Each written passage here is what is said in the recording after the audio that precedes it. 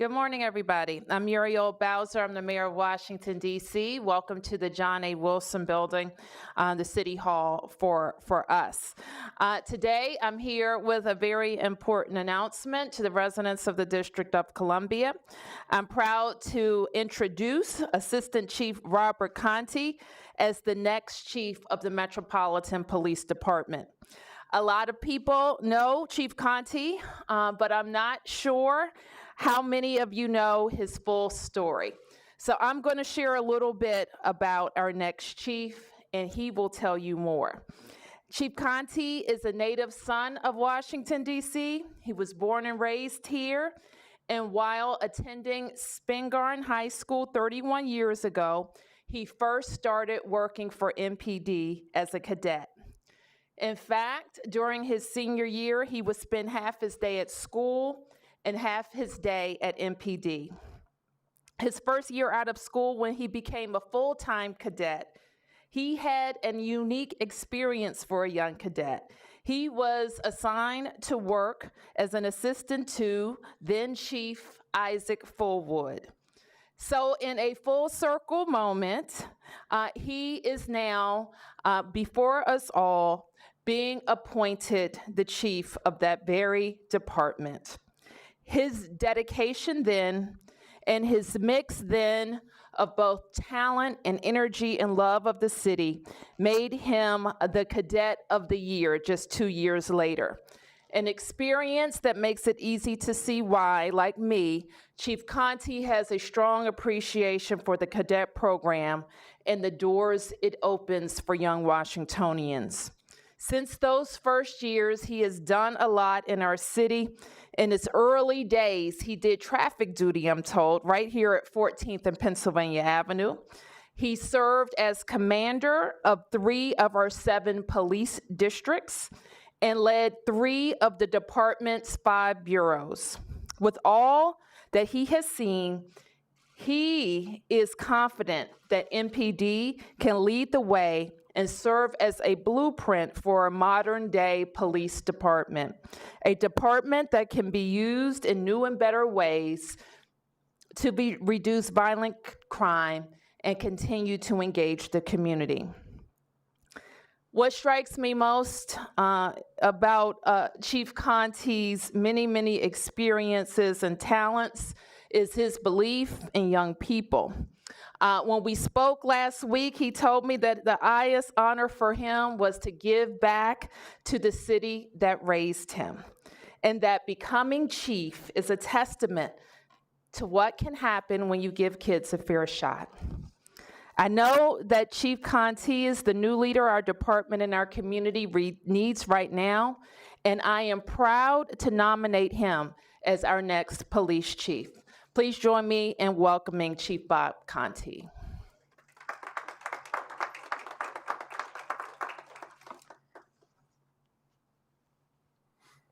Good morning, Mayor Bowser, staff members, invited guests, members of the press, my family. It is indeed an honor, privilege, and pleasure to be here with you today. I stand before you as a proud son of our nation's capital.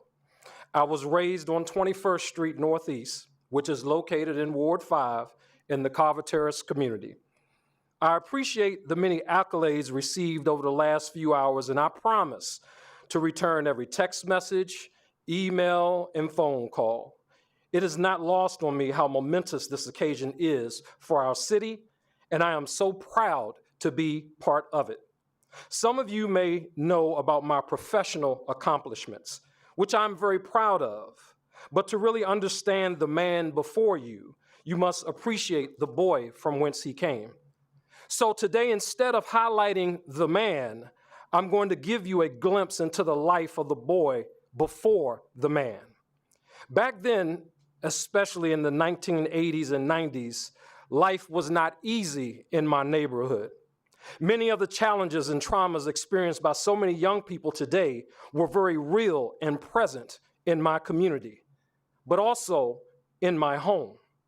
Shootings, murders, crime, drug dealing, poverty, joblessness, hopelessness, domestic violence, educational and health disparities were all very present in the community. More closely in my home, I recall experiencing the mental impact of drug use and abuse. You see, my father was 17 years old when I was born, and he not only sold drugs, but he was sick with addiction before I was born into this world. I knew the smell of marijuana as a young kid. I remember the smell of PCP packaged in aluminum foil for sale and stored in a mayonnaise jar in the freezer in our home. I remember seeing powder cocaine stashed in my father's favorite hiding places, as well as syringes he used to put poison into his veins. If that was not bad enough, I remember when crack cocaine ravaged our neighborhood. My home was not spared. My dad was no longer selling drugs at that time. He was totally addicted to crack cocaine. I can recall the homemade crack pipes that replaced the syringes as his addiction intensified over the years. That addiction would last long into my adulthood and well into my rise in the Metropolitan Police Department. Some of you may be asking, well, where was your mother? I'm glad you asked that question. Mom volunteered at my school as a teacher's aide to ensure she kept tabs on me and my siblings. School was also the place where we could get meals to help carry us over when food was running low. She also wanted the best for us despite her limited resources and physical capacity. She was my first example of a strong Black woman. She was tough on us, but it was her way of demonstrating her love. She sacrificed and tolerated so that her children would grow up knowing their father, despite his sickness. While standing at only 4 feet 11 inches tall, she would always remind me that no matter how tall I got, if she had to stand up on chairs and kick my butt if I got out of line, that she would do so. I never forgot that, and I thank her for being tough on me. You had to be tough in my neighborhood to navigate the trappings that ensnare young Black men in underserved communities. It was building character. She taught me about perseverance and having an attitude of gratitude. She taught me how to be humble and to work hard. As a result, I live by the motto, excellence is transferable. In all that I do, I aim to do it in the spirit of excellence. In my house, my mom did not tolerate halfway doing anything. That means you keep trying until you get it right. Regardless of my childhood challenges, my mom and dad, they were my heroes. As imperfect as they are, when I was growing up, family was all I had. I learned so many life lessons from them. The most important lesson I learned was that the only thing to stop me from doing great things were the limitations I set in my own mind. You see, what I didn't tell you about my parents is that in addition to the challenges of the world and the community struggles we face daily, they both were born with cerebral palsy. Despite those disabilities, they raised 3 healthy children, they clothed us, they fed us, but most importantly, they loved us. And despite my father's addiction, I saw him every day. Notwithstanding his disability, he walked the 21st and Benner Road to catch the X2 bus to work every day.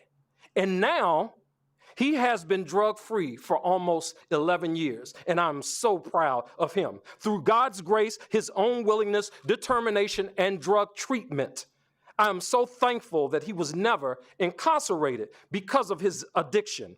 He was not violent, he was sick.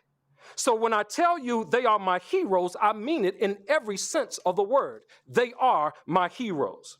In light of my past, some people would not take chances on kids with similar backgrounds that grew up in distressed communities. But I stand before you as an imperfect prototype for what can become of young people in our communities when given an opportunity. My opportunities came in the form of dedicated DC public school teachers going into their own personal pockets to ensure that I was able to go on field trips my parents could not afford. The exposure beyond my immediate community was necessary. It opened my eyes to a world I could only read about in books. It was neighbors threatening to tell my mama if I got out of line. It was job opportunities that helped break the cycle of poverty in my family. I remember sweeping doormats and taking out the trash for neighbors in the apartment buildings where I lived for small change.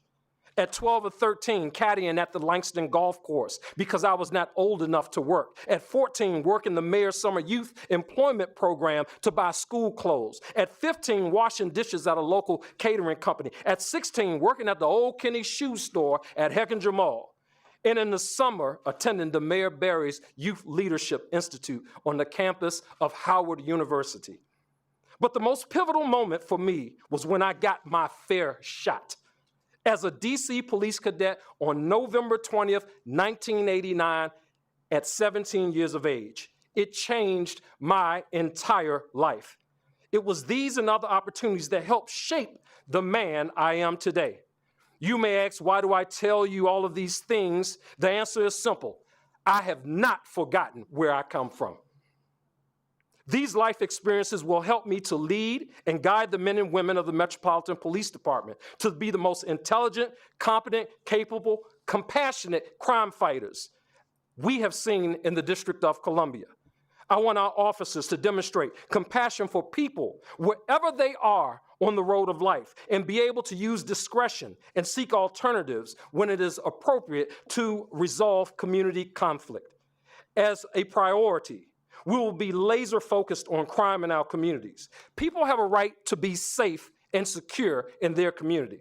I know the feeling of being a survivor of violent crime. I recall the day my father on his way to work was stabbed on Minnesota Avenue. He was taken to the hospital with a collapsed lung. While I am thankful for his recovery, we never caught the person that was responsible.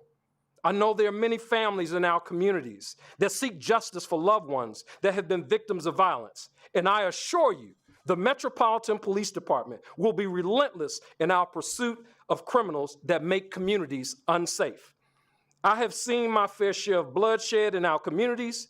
It breaks my heart when I think about the promises not fulfilled as a result of violence in our communities. 197 homicides to date, over 800 people shot in our city.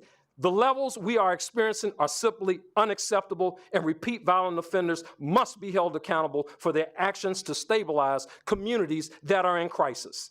It is impossible for communities to begin the process of healing when perpetrators of violence are ever present. I will listen intently and learn from our communities and other stakeholders to ensure our strategies are inclusive and aligned with the values of communities we serve.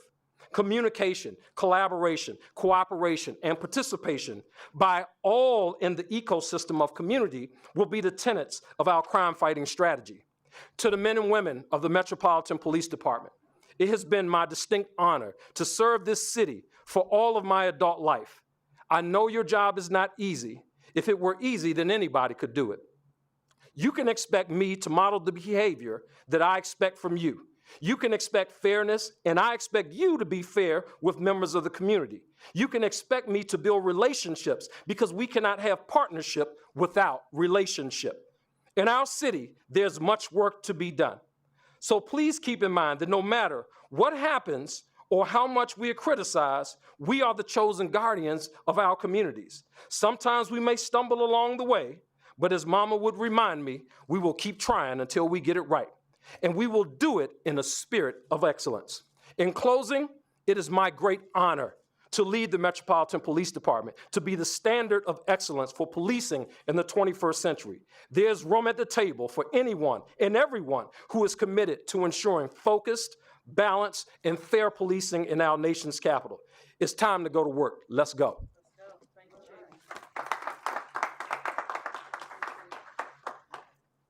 Let's hear it for the next chief, Bob Contee. Chief, I'm moved by your words, and I know that so many people listening at home are too. People who know the community and know the 80s and 90s that we grew up in Washington, D.C.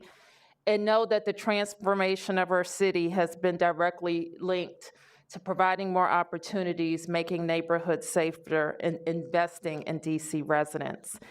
And it is among my proudest moments when I can appoint such a deserving candidate to fulfill a career-long mission of making DC safer. So thank you, Chief Contee.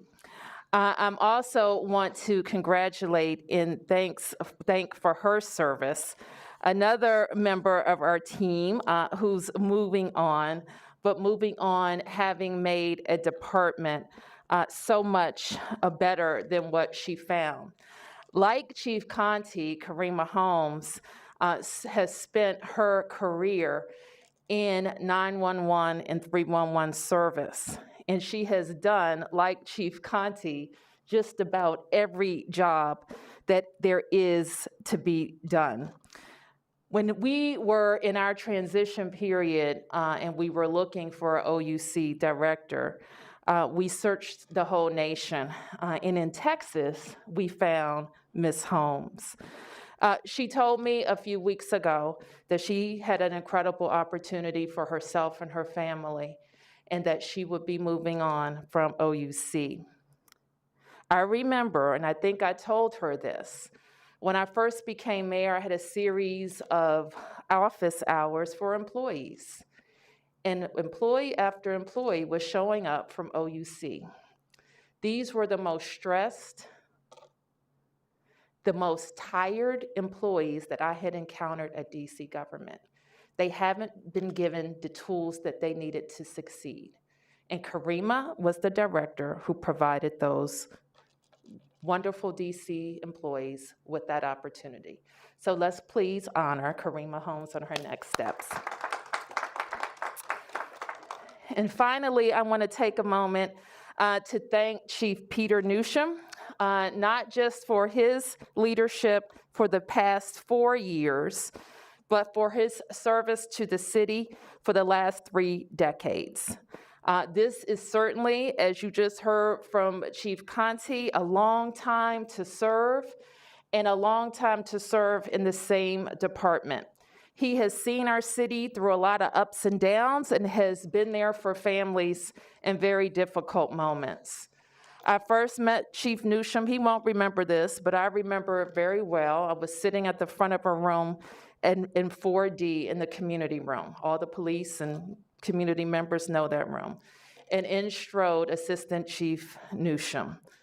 And immediately he had command of the issues in the 4th District with the district commander and with all of the community officials. There was no issue that he didn't wrap his mind around. When I had the opportunity to appoint then Assistant Chief Newsham to the Chief of Police, he promised me then that he would seek justice for all victims of crime, and he would not sleep, making sure that he was doing all he could to keep every part of the District of Columbia safe.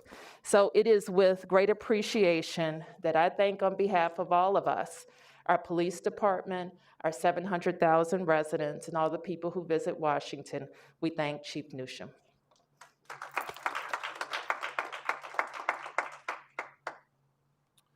Well, thank you, Mayor Bowser, so much. Kevin, Roger, my reports, Beverly and John. I have so much thanks to go around here. Mayor Bowser has, one of her talents is being able to select really good police chiefs, right? That's funny because she's only selected one, and that was me. But you can hear from what Rob Contee said, and Rob Contee is a native son of the District of Columbia. I know his story. I know it very well. The good thing about Chief Contee, what you see is what you get. His story is the man who he is. I could not be more proud of him today. He has a very deep bench at MPD that will support him. And I know that he will be successful in this job and move the Metropolitan Police Department, continue to move the Metropolitan Police Department in a positive direction. So Rob, I consider you one of my brothers. We've spent so much time together, and I wish you the very best. Congratulations. Yep. Thank you so much. Okay, we'll take a few questions. Questions? Yes. I mean, sort of basic question, but there were organizations that were looking for a broader, kind of longer search, community engagement. How did you end up making the call for Chief Conte? And was there any search at all? Did you look at candidates outside the city or other candidates within the department? I did make the decision to start with the Metropolitan Police Department, as Chief Newsham just mentioned. I have had the occasion to appoint a police chief, to do a national search, to do very extensive community engagement, to be engaged in the following year with the changes in policing, to be fully briefed on the various commissions and task force that have been impaneled. So I think we have a very good hold of the issues. And Martin, what was most important to me is that we had solid and steady leadership at the Metropolitan Police Department and not a prolonged human resources process. And especially since we have a sense of what and who is out there, and we know the exceptional preparedness of Chief Conte. So I think it is my job to make sure that one of the largest and most critical agencies in our government has a leader, and that's why I'm nominating the chief today. Yes? Just to follow up on what Martin asked, did you interview any other candidates? I did not. Thank you. Yes? Mayor Bowser, what would you say, and I'd like to hear from Chief Conte on this as well, what would the two of you say that despite his qualifications, obviously, for the job, to people who were looking at this change in leadership as an opportunity for a change in culture, and that by bringing someone on who has spent his entire adult life at no other job but DC Police, doesn't really bring an opportunity for culture change at this time in our nation's history when people are looking for a change in culture in the police department? Well, I would disagree with that assessment. I think you just heard from Chief Conte that not only is he going to bring his experience as an officer, but as a resident of this town, as a Black boy and now a Black man who has experienced the best and worst of Washington, D.C., to the table to all of those discussions. And what I know is this about appointing officials. I've appointed a number of officials. I've gone inside, I've gone outside, and frequently it is you take a risk when you make appointments, and you especially take a risk when you appoint people who don't know your government or don't know the people and don't know the issues. And sometimes that's necessary because we need to bring a different variety of experiences to the table.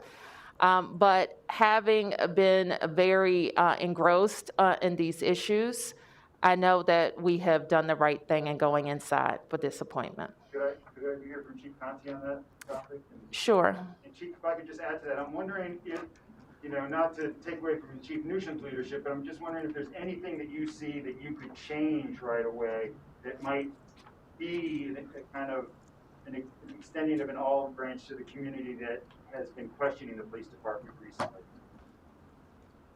Thank you for the question, Mark. I think that it's important to ensure that the community is part of the conversations that will take place regarding public safety. It's easy for me to shove a strategy down someone's throat. Police departments all around the country do that.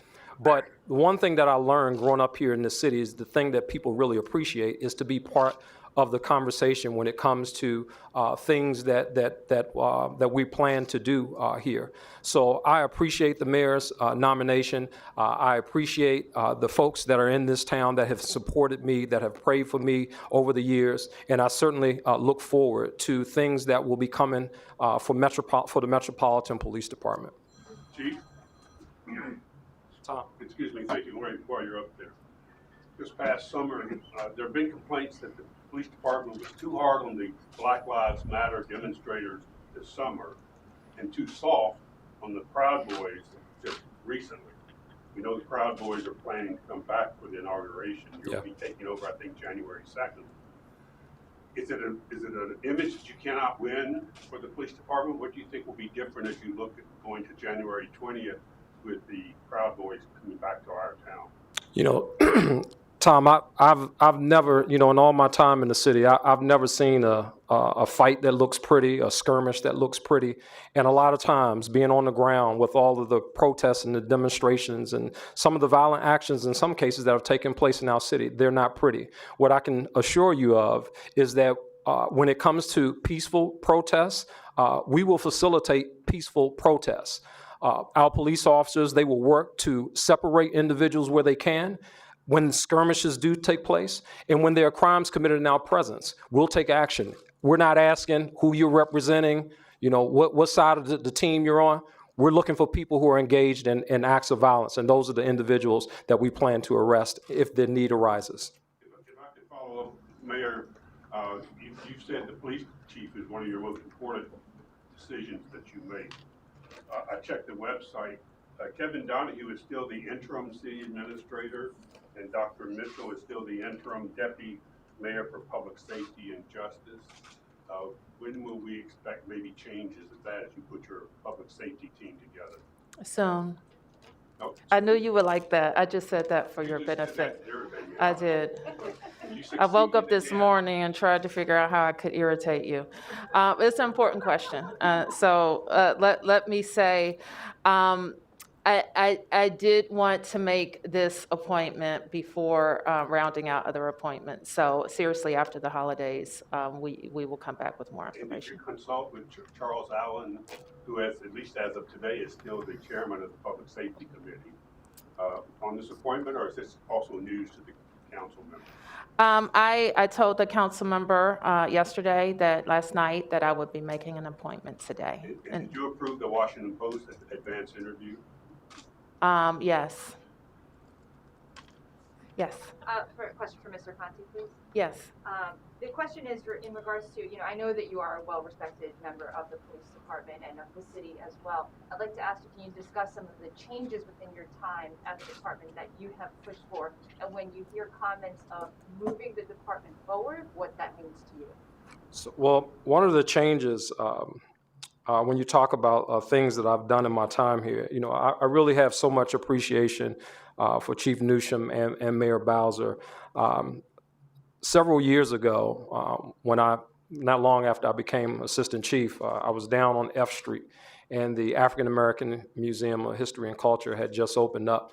And I called this chief back here with an idea that, you know, one of the things that I thought we should do regarding the members of the Metropolitan Police Department was to ensure that all of our members, that they had an opportunity to go through that experience. Not that we expected that all of a sudden, you know, the light would come on for people, but to really open the eyes of some officers in our department who may not be from this city to things that has been the experience of African Americans for a long time. Thankfully to him and thankfully to the mayor that we pushed this forward, and I'm happy to say that now some 3 years later, that has been a very integral part of what we do here at MPD, that we have built on that experience, and it's a model that other departments around the country are looking forward to and really templating it. So I'm thankful for the opportunity to do that, and you can really expect more things along those lines, really looking at how we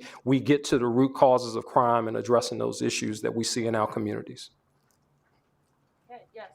Mayor Bowser, I'm wondering with the departure of Director Holmes and the audit of the 911 call center coming up, I'm wondering if you are considering taking this as an opportunity to restructure the 911 call center or the OUC, perhaps putting it under police or fire? I am not. So you're not planning any changes? I am not. And then what, as far as the director's departure, do you have an interim in mind there? Do you know how the transfer of leadership there will be? We will make that announcement, Mark. Director Holmes has given me enough time to make sure that I can have a thoughtful consideration of the interim, and we will post the director's job on our website today. And I had a follow-up for Chief Contee, if I could. Yes. Chief, I'm just wondering if you would consider, when you take over, changing a policy that your predecessor, his predecessor had of encrypting radio transmission, the police radio transmission, so that the public could either listen to it in real time, and if not in real time, as an act of transparency, at least in a delayed broadcast, so that people would have one more opportunity to have insight into police tactics and actions. Thanks, Mark, for the question. That's one of the things that I will certainly be discussing with my team. I need to certainly understand all the intricate details surrounding that before really making a decision at this point. Okay, James? Chief Conte, two quick questions. Number one, talk about what your perception is in terms of fighting crime from a public health perspective, number one. And number two, there are many residents who live east of the Anacostia River who view the police force, with all due respect to Chief Newsom, as an occupying force. What do you think about that? And if there needs to be change, what will you do about that? Yeah, so regarding your first question, I really think that it's important for the men and women of the Metropolitan Police Department to recognize how we are viewed in our communities. And specifically addressing the public health approach to the thing, I do not believe that it's an either-or concept. I think that you have to have both. I think that there are some people that are violent in our communities that need to go to jail, period. I also think that there are some people in our communities, like my father as an example, who are sick, who have issues that are not violent in nature and need treatment really to resolve those issues, not incarceration. So I think that this is a big city that is resource rich, and I think is enough space to accomplish both of those things. Regarding the occupying force piece that you mentioned, I see officers engaged with members of the community at every day, not just the ones that happen to make the news, but the one thing that I will say that I will be looking to from my team is to really look for opportunities to double down on community engagement. On the one hand, I grew up here, right? So on the one hand, you tell your kid, don't talk to the police, don't say nothing to the police. But on the other hand, we talk about building communities. We got to have relationship before we can have partnership. So really, it's my goal to focus in on the relationship and building those relationships so that in the end result, we have strong partnerships in those communities that see the police as an occupying force. Yes, Mark. Chief, real quick, so you're going to take over after a really difficult year in the district. I mean, we're talking a 15-year high in homicides. Given the amount of time that you've been working in the district and what you've seen, do you have any thoughts or theories as to why homicides are where they are this year in the district? Is there anything that has caused them to spike? And with that information, would you change anything in terms of how you address communities and police moving forward? Yeah, I think there are a lot of factors that contribute to that. We have hurt people that are hurting other people. We got people who are ticked off in traffic disputes. We have people that are mad about COVID. We just have a lot of things that are going on, not just here in the nation's capital, but in the nation. Washington, D.C. is not the only city where we see a spike in the violence, you know what I mean? So I think it goes beyond just what's happening here in the city. I try to do a good job of monitoring what's happening around the country with other police departments, but it's things that are going on just really around the country. My intent really, as we focus in on crime and as we just really kind of get to the nuts and bolts of what we want to do, again, I think that it's important to ensure that the community is part of that discussion. I think we have to, when you talk about this community and this community over here, I've commanded 3 districts, and here's the one thing that I know. No one district is the same.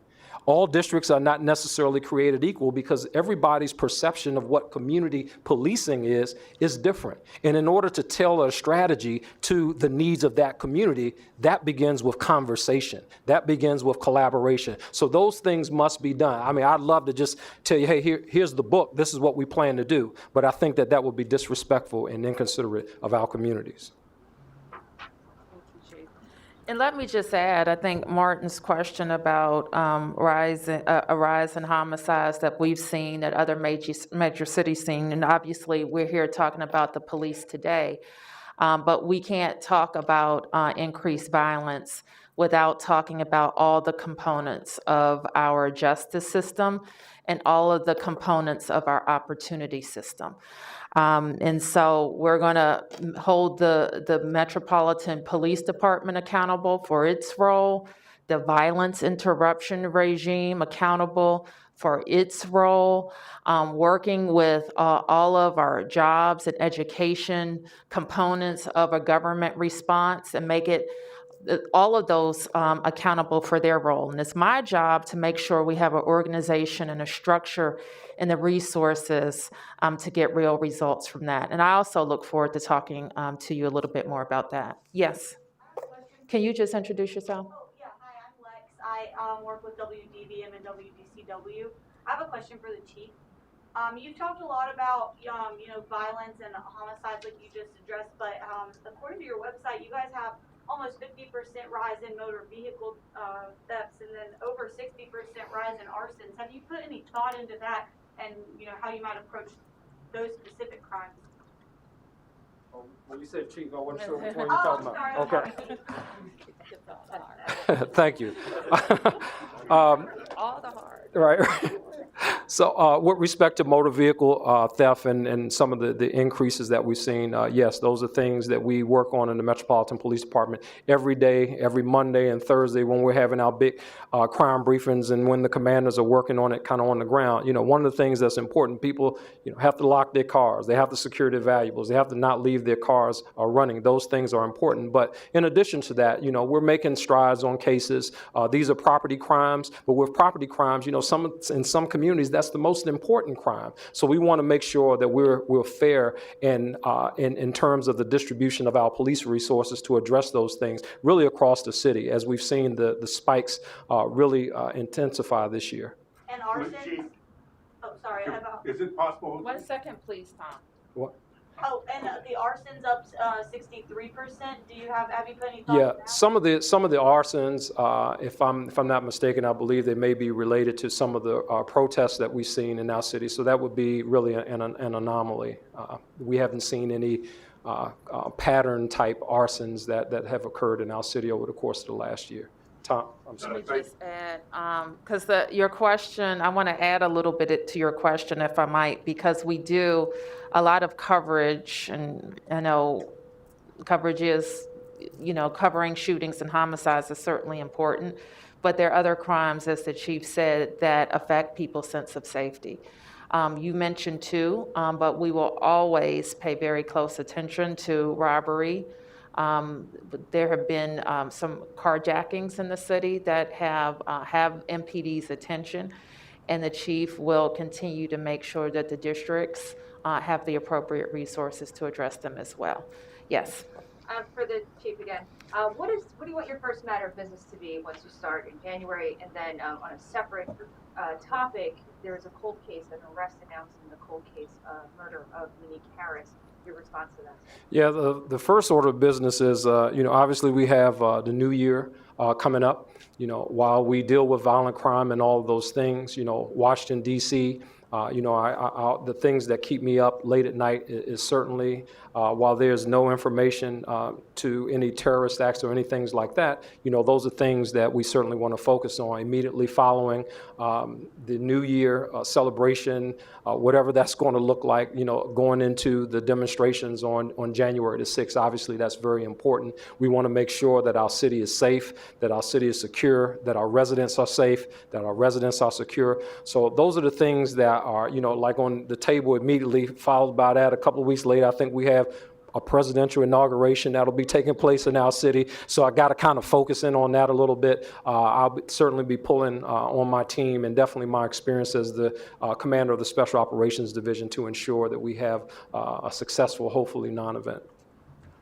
And on the Unique Harris case? Oh, I'm sorry, the Unique Harris case. Yes, I think the Unique Harris case is just a testament to the work that goes on here day in and day out in the Metropolitan Police Department. To victims of crime, we will not forget. We will be relentless in our pursuit of criminals. I should add that the detective that closed that case is also a fellow cadet from the class of 1989. He did a fantastic job on that. Mike Fulton, just a shout out to him. He's done a tremendous amount of work. He was able to return back to the Metropolitan Police Department. That's one of the cases that was assigned to him, and we're just so elated that we were able to bring some closure to the family, to Ms. Harris, Valencia Harris. Our hearts certainly go out to you as a city. We know that this has been a long time coming for her and her family, and we're just happy to bring some closure for the family. Mayor, may we also get a response? Absolutely. I'm grateful to the detective, and Chief Newsham told me yesterday is the same detective who pursued and closed the Pamela Butler case. And one of the things that Chief Newsham promised me those years ago was that he would not give up on Pamela Butler and justice for her family. And this detective has shown that every person matters, that Pamela Butler, Unique Harris matter, Relisha Rudd matters, and we are still seeking justice for Relisha. Yes, and I'm going to take a few more. Yes.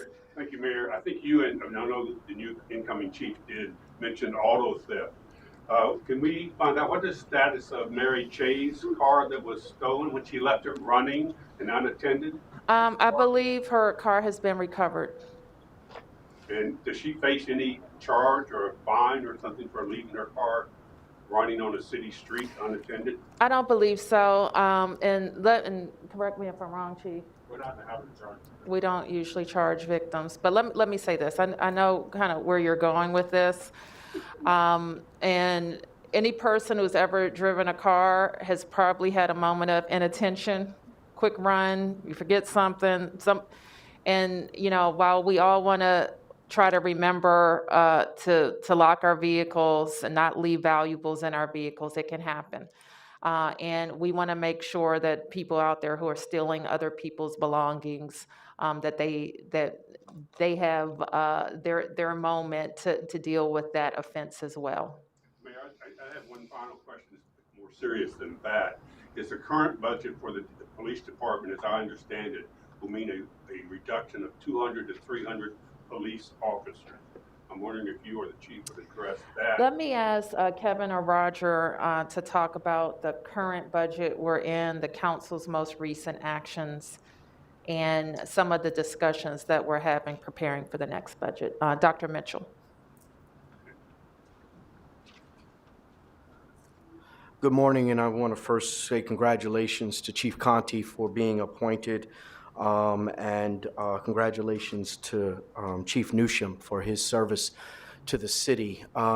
We know that the approaching budget is going to be a challenge for the city. We know that we're in a position where we're going to have to make some considerable, or we're suggesting to the mayor that she's going to have to make some considerable choices.